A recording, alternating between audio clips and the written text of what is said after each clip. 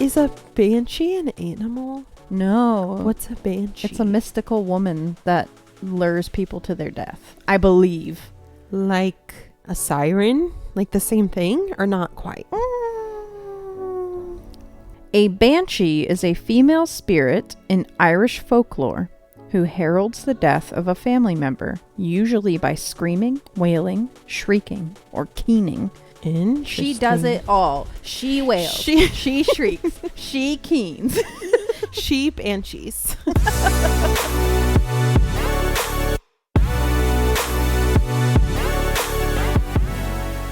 Hello, everybody, and welcome back to the Ride Home Podcast. My name is Abby. Hey guys, it's Caitlin. We are doing another, it's been a million at-home podcasts in a row.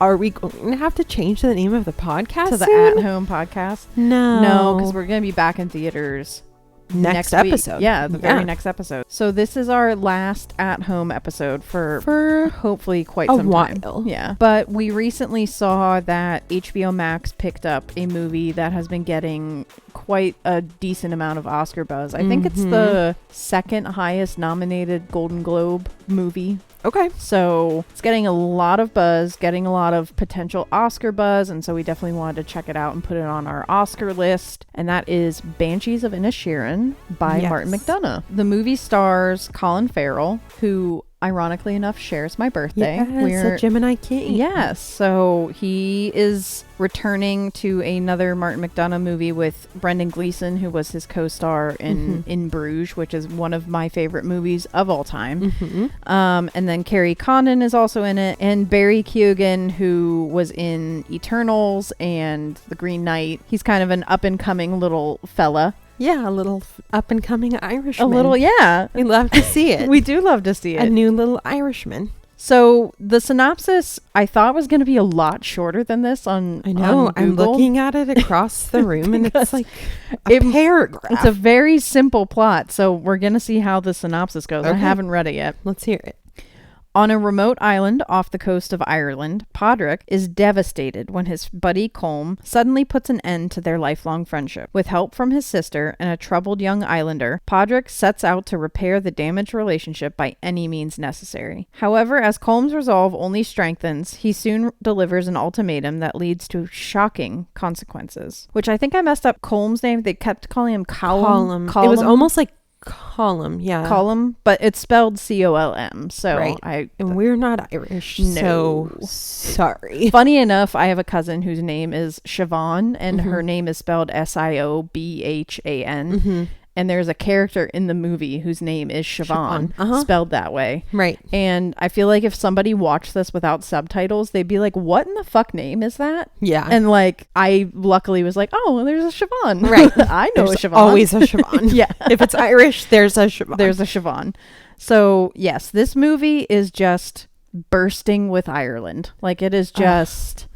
chef's kiss. Yes. And at one point, right at the beginning, I looked at Caitlin. I was like, I'm not really sure what era this is set in because they were dressed very old school, but you could tell like the buildings they were in had like electricity. And so I was just like, what is going on here? And I just threw out a number. I was like, well, maybe it's in the 20s. And turns out it was set in the 20s. It was in fact in the 20s. It was in fact in the 20s. So it is set in Ireland in the 1920s. During the Irish Civil War.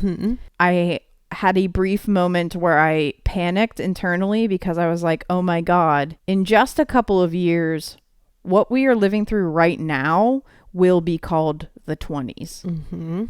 And so when we say the 20s, we're going to be thinking about a completely different the 20s than a century ago. Oh. I feel old. I feel like the woman on the Titanic. Like, it's been 84 years. Yeah. Oh, no. So this is the last time you can say in the 20s. I'm 1,000 years old. I feel aged just from that fact. As always, we're going to start our little review with your thoughts and feelings. You've had some time to ruminate on this one. And we kind of showed our cards already because we released our top 10 of the year.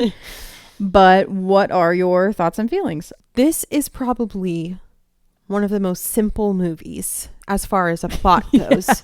Maybe it really is. That I've ever seen. Uh-huh. That being said, I have very complex feelings about such a simple movie. Yeah. So to me, the biggest thing that stood out about this movie is the cinematography. Oh, yeah. And I think I said something about it within the first 2 minutes. Yep. I think I said, in fact, I'm obsessed with the cinematography of this. Yeah. And that feeling stayed with me throughout. Hasn't gone away. all 2 hours of the movie. Yeah.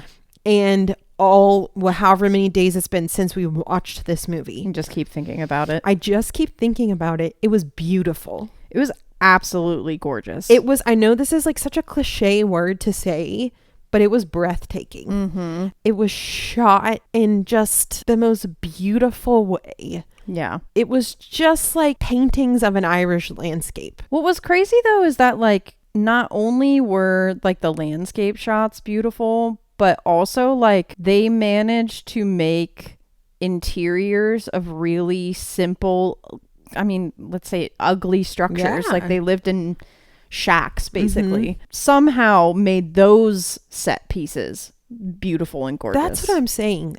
Everything about this movie, it was like a moving portrait. Even like the bar that they went to in this little tiny town, which was just all, like you said, all the buildings were just like stone buildings. It was nothing fancy. No. I think it was so beautiful because it was so simple. You know, it was not overdone at all. And I think that's what worked so well. Yeah. Another thing that I think on the theme of things being simple and not overdone was the casting. Yeah. Because it was such a small cast. Tiny. That really all of them were stars. And all of them fucking nailed it, in my opinion. Yeah. And as individuals and as an ensemble. Yeah. And so I think it was a simple story. It was a simple set. It was a simple cast. But it was like they just took a microscope and like zoomed in on this little tiny piece of the world in this one particular time. And it was just this really one plot point. Yeah.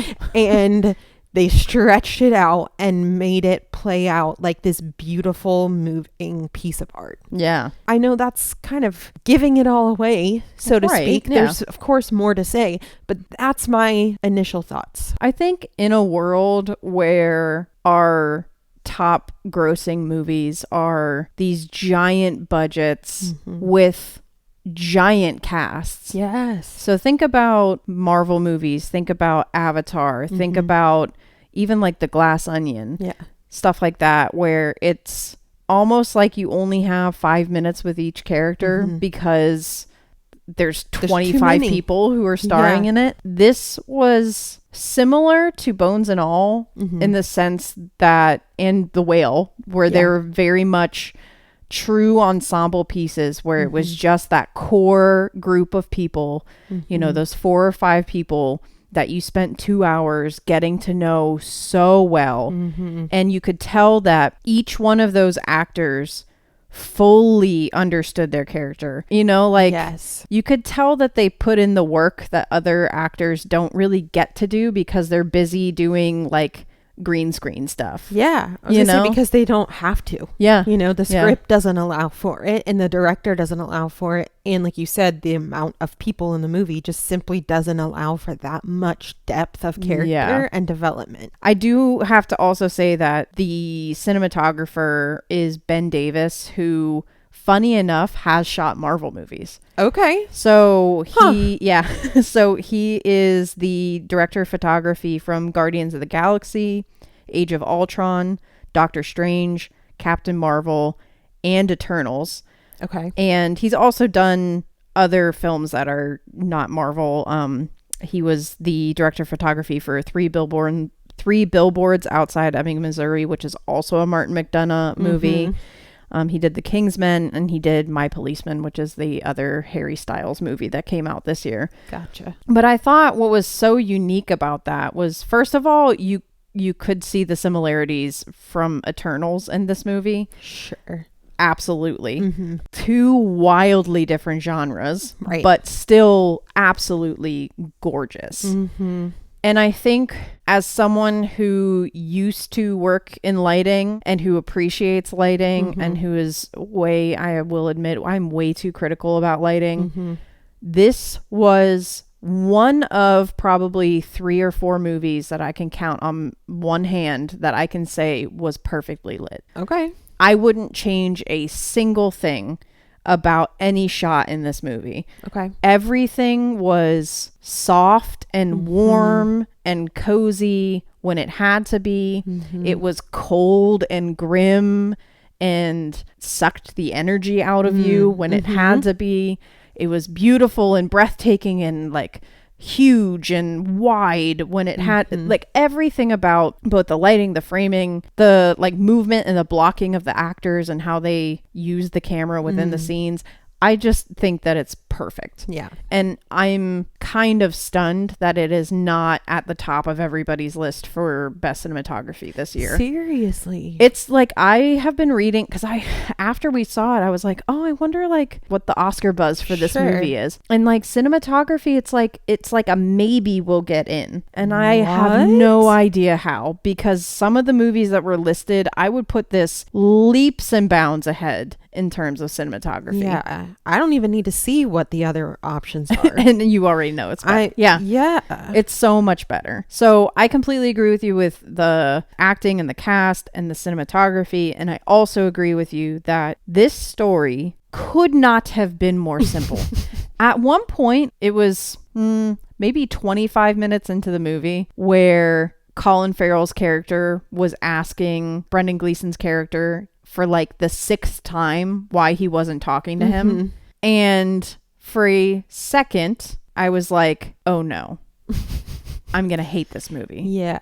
Because I thought that it was just going to be that for the whole thing. And I was like, how in the hell are they carrying this on For 2 hours. because literally the movie starts with Brendan Gleeson and Colin Farrell are supposedly best friends, and they, Colin Farrell's trying to have a conversation with him and Brendan Gleeson's just ignoring him, just straight up ignoring him. Right. And so for the whole, I'm not joking, 25 minutes of the movie, it's just Colin Farrell asking him over and over and over again why you're not talking to me. Right.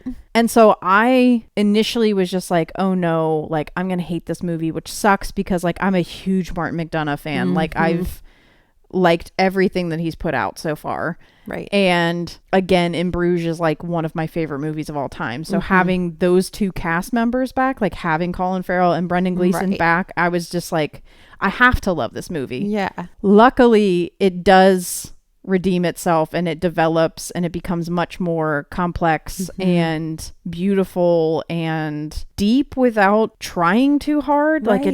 Like it was just a beautiful story. Not like heartwarming by any means, but just definitely beautiful. not a heartwarming story. No. But it was beautiful because it was so real. Yeah. And it was so complex, but it wasn't. You know, it was simple, but it wasn't. And it was just kind of just showing humanity, Right. I mean, really. Yeah. And the complexities of friendship and family and being in a community. And I think one of the benefits of it, obviously, is that Martin McDonagh is a king of dark humor. And so the whole movie is funny. Yeah, the entire thing. The whole thing is hilarious. I thought Colin Farrell was oh my God. hysterical in his character. There were side characters that were like townspeople that also had like really funny moments. And Barry Keoghan has a lot of punchline joke type situations because he's kind of like the town goofball, basically. Right. And then on the flip side of that, the same person, Barry Keoghan, will deliver probably one of the most heartbreaking performances you'll see all year. Right. And so that balance of like humor and heartbreak and people just like navigating their own mortality, navigating loneliness, navigating abuse, navigating all these really horrific things, but with that hint of dark comedy, which like for anybody with a touch of trauma in your past, like that is the movie for you. Yes. Like, it and is so also good. I think not only a nod to trauma, but also just so Irish. Yeah, Like and unapologetically so. Oh my God. And I think that's what I am also obsessed with about this Yeah. movie is how Irish it is. I mean, they just said full sin Ireland. Yeah, I loved when they would like add "so" at the end of all their lines. They'd be like, "Oh, you going to the pub, so?" Yeah. And it's just like, it was so cute. But then like, it's like it's charming, but it's also like Irish people, like as a people, have been through a lot of shit. right. And are traumatized and have had a lot of trauma. And like they even make some jokes about that. About like we're depressed, we just don't show it. Right. Like we crack jokes instead. Like that's like what Irish people do. We drink instead. Like it was very, like you said, unapologetically Irish. You could tell that there was like a sense of pride about it. Like not only their characters, but also like you could tell that like the actors were proud to be there.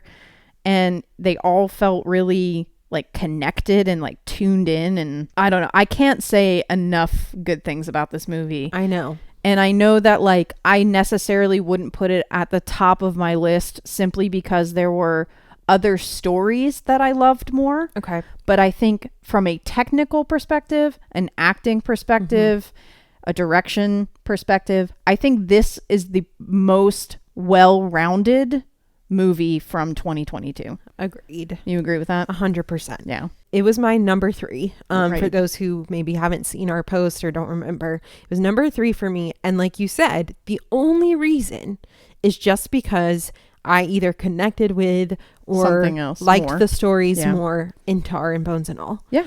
And that's literally the only reason. Yeah. It's not because we didn't like it as much. It's almost like for Yeah. me, my top 3 could all be tied at number 1. Yeah. Honestly. Yeah, for sure. Yeah. Because I liked them all differently and I Mhm. liked them all for different reasons. Right. And to me, all 3 of them are equally incredible films. My top 5 has Banshees of Inisherin. Then I also have All Quiet on the Western Front, Everything Everywhere All at Once, The Menu, and then I had Bones and All. Bones and All, for us, we just like connected to that movie. Like we we locked in. Yeah. And for me, like The Menu was just something that it was like they made a movie for me. For you. Yeah. Specifically. And then everything Everywhere All at Once, I'm an editor. That was an editing masterpiece. Sure. And then All Quiet on the Western Front, I'm going to say it is the best war movie I've ever seen. Okay. Wow. And so I almost put it as in my top 5 because I want people to watch it. I want people to see that list and be like, oh, like I haven't watched that yet. I should probably watch it because I think it is an incredibly important piece of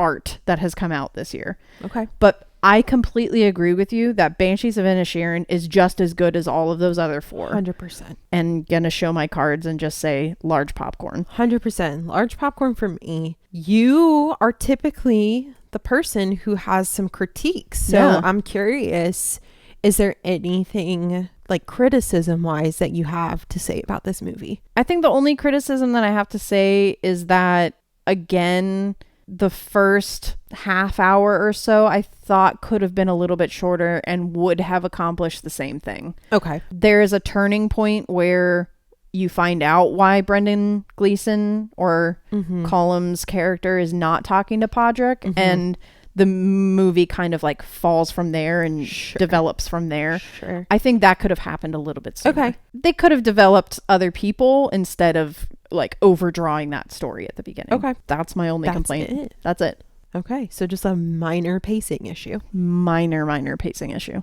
Okay. Which pretty much speaks for itself. Yep. We People- love to see it. You've heard it here first. That's Stop the pushes. to me, I understand now like how much you liked this movie based on that being your only criticism, because that's very minor. Yeah. And the fact that you have no edits for them, that's a first. I know. I am very excited though in this coming spoiler section to talk about my favorite character in the entire movie. Mine too, because I feel like it might be the same as you. Let's get into it. Okay.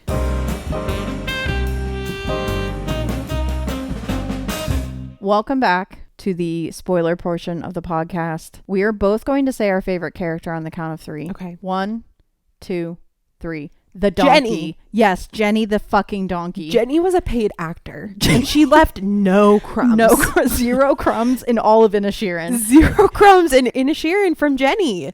How did a donkey act that well? A miniature donkey gave an Oscar-winning performance. If they nominated her for Best Supporting Actress, God, I would be okay with it. she carried them all on her back. On her tiny little Like back. a pack mule. Oh, her little Jenny. belly. Oh my God. Listen, every scene with that donkey brought me so much joy, so much life. And also, it really did serve a purpose. Like, she wasn't just there to be a donkey that existed. No. She had a plot. She had a whole plot She had line. a whole story. She had her own arc. She had a family before this movie. Okay. She's been so busy. She had an arc. Jenny had an arc. And like the connection between Colin Farrell and Jenny was so sweet. And just so true and pure. And it was really like, I thought to myself, like, if I was in that time period, I would have a best friend that was a donkey too. Hell yeah. Look, it was bleak.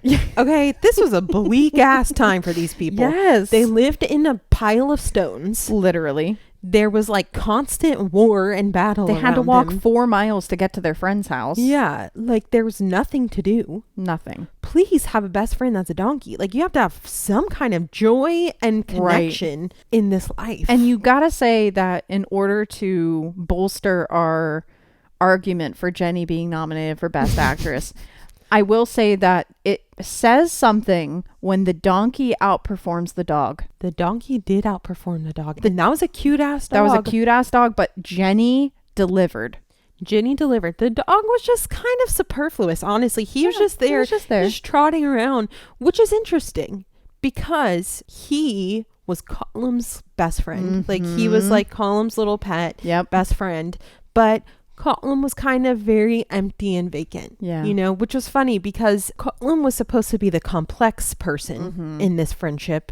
And Colin Farrell's character, Padraig, was supposed to be kind of a simpleton. Yeah. You know, just kind of a guy. Which that's the reason why he's not talking to him. Right. Which is just like, he just decided he was too simple and he's talked about unimportant things and he just got tired of it one day. So Colum's over here with his dog, which did it have a name? I don't know. I don't remember. It wasn't important. See? Jenny delivered. Because really, Colin Farrell's character, Padraig, was quite more complex than what Colum thought he was. Right. And he's over here with Jenny and they're just serving, delivering, signed, sealed, delivered. I love it. Now, the only thing that was truly disheartening was that I saw that there was a dog on the poster. And so I did Google, doesthedogdie.com. I went on there and the dog did not die. Right. Which you told me like before we watched. You were like, so there's a dog, but I already looked up the dog doesn't die. We were both like, okay, we're good. And then fucking Jenny, God rest her soul, choked on a finger and died. Jenny! What a way to go. But you know, I was nervous about it because they were really honing in on Jenny a lot. I know. And so I had a bad feeling about it. I saw it coming, but you know what? The bitch went out the way she wanted to, snacking. Yeah, which like same, girl. Yeah. That's how I want to go out. God, I love Jenny so much. Oh, she was just so precious and pure and she just wanted to trot around in her little house. Speaking of precious and pure, Barry Keoghan's performance in this movie. Oh my God. It made me want to cry, like openly weep multiple times. I didn't because like I think there was like a fucking donkey walking around and Colin Farrell like cracking jokes, which is like the beauty of a dark comedy. Sure. Is that like it can like snap your heart into and then like within 3 seconds you're laughing again. And I'm like, oh great, like that's me, like that's how I exist.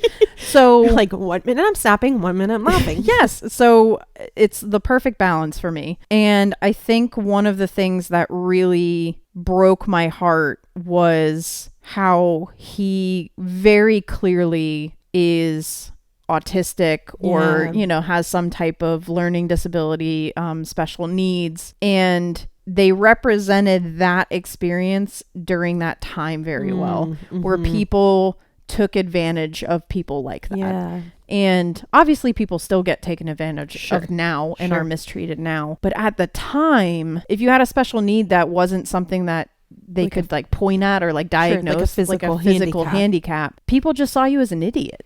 Yeah. And they just treated you like He that. treated like a piece of garbage, basically. And his own father in this movie literally abuses him. Mm-hmm. And the whole experience of his character through the whole movie of him desperately wanting friendship, Yeah. desperately wanting someone to understand him, Mhm. desperately wanting a girl to fall in love with him. Yeah. And then leading to the scene where he asks Siobhan, like, would you ever want to fall in love with a boy like me? Mm-hmm. And then she, who is significantly older than him, is just Right. like, no, Honey, no. and she's very sweet and she kind to him. was, yeah, she was extremely, she let him down gently. Yeah. There's this one line that just stuck with me that after she let him down, he said, well, there goes that dream. Mm-hmm.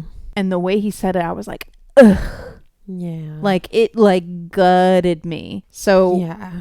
I'm just going to say it. I loved Brendan Gleeson in this movie. Sure. For sure. Yeah. But if both of them were nominated for Best Supporting Actor, I would actually give it to Barry before I would give it to Brendan. I 100% would too. And I'm very excited to see what he does in the future. I am because I too. think he's an incredible actor. I do too. I really loved him in The Green Knight. I know he was in Eternals, and for some reason, I just don't remember him. I think you blocked out Eternals. You just kind of zoned out. Certainly did. I don't know. It didn't make a huge impact on me, to be honest. Yeah. But I loved him in The Green Knight, and I loved him in this. And I think he's got an enormous amount of potential. Yeah, he does. And he is going to do some really amazing great things. Yep. And I agree with you about his performance being more complex. I think Brendan Gleeson was great, but I think it was a little one note. I think Brendan Gleeson had so much more to work with because obviously, like, his whole character's experience is that he is facing his own mortality. He recognizes that he's aging. Right.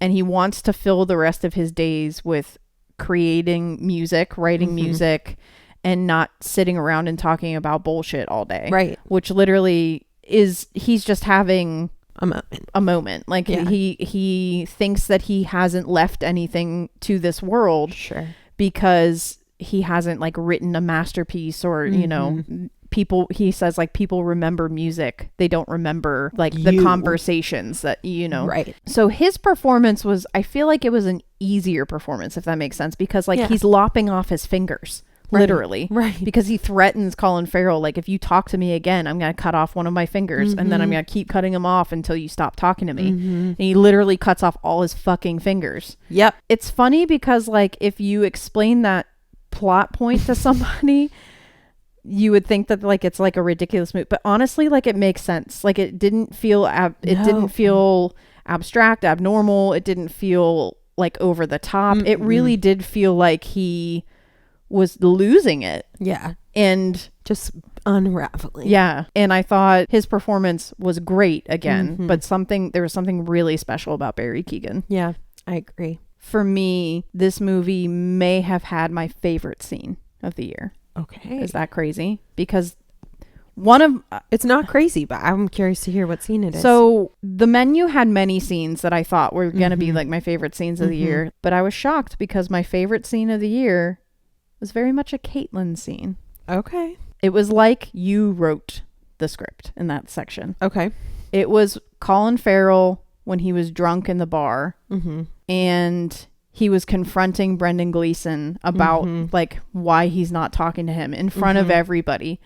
And Brendan Gleeson straight up is like, I want to create music because nobody's going to remember me, but they'll remember a song that I made. And the song's name is Banshees of Inisherin. So that's where the title comes from. But basically he's just like obsessing over leaving his mark and that nobody will ever remember that he had a conversation with Podrick outside the pub at 2 p.m. Right. And then Podrick says his mom was kind and he'll never forget her. Yeah, that was a Caitlin moment for sure. Because that's something I would say about myself. Like, not that I was kind and not remember myself. Right, but right, like, right. That's No, yeah. what I want people to remember me by. Right. Like, I want them to remember how I made them feel. And I feel like that's what you would tell other people, like if they weren't feeling good about themselves, or Right. you know, you were counseling a student or something like Yeah. that, where it's like, it doesn't matter if you get an A on that test, it doesn't matter if you make the soccer team, it doesn't matter, Right. all of those things from childhood all the way until you're old. Right. I think that's kind of the moment where we as an audience,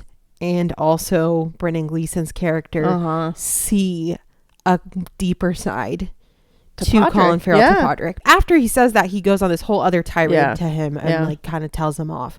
And he walks out of the bar, and then Brendan Gleeson says, now I like him again. Yeah.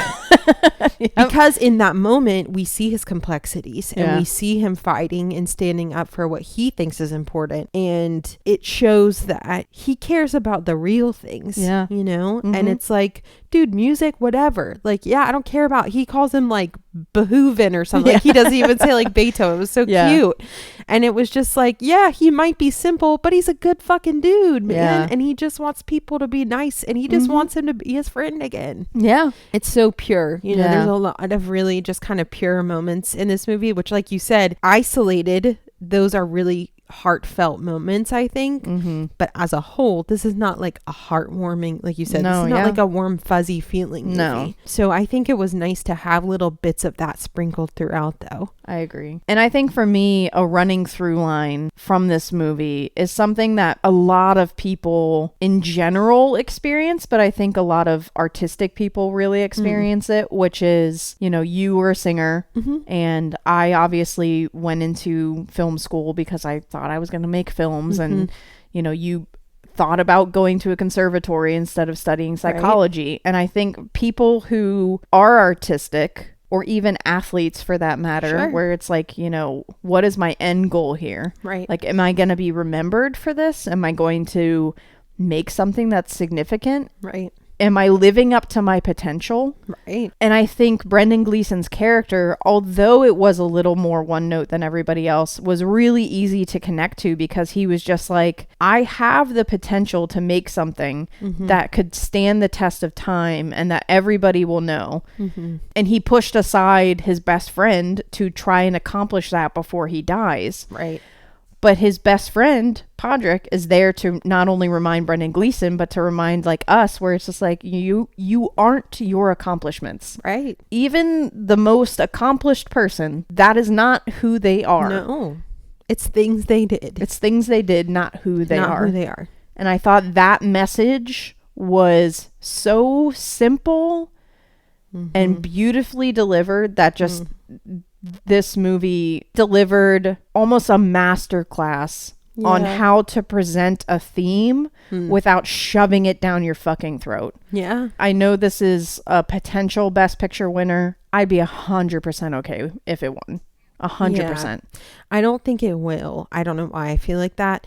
Really? But I don't know. Maybe. But I guess I need to see what the other... Listen, I will go to LA and I will interrupt the Oscars if The Fabelmans wins over this. Dude, I hell will no. flip tables. I will be a drunk Irishman. I don't think that's going to happen. It might. Not in our house. It's not in this house. Well, I hope not, because I'll go with you, Yeah. and we'll run up on that stage. We'll Kanye West We'll this Kanye thing. West this thing, and not in the way that he's acting now, No. in the old Kanye way. I'm going to let you finish, but Banshees of Inisherin gave the best performance of 2022, baby. 100%. If I can't have Bones and All win, which is not even going to be nominated. No, which God, is sad. That sucks, but at least we have this movie. Yeah, something. We'll always have Inisherin. We'll always have Inisherin. Yes.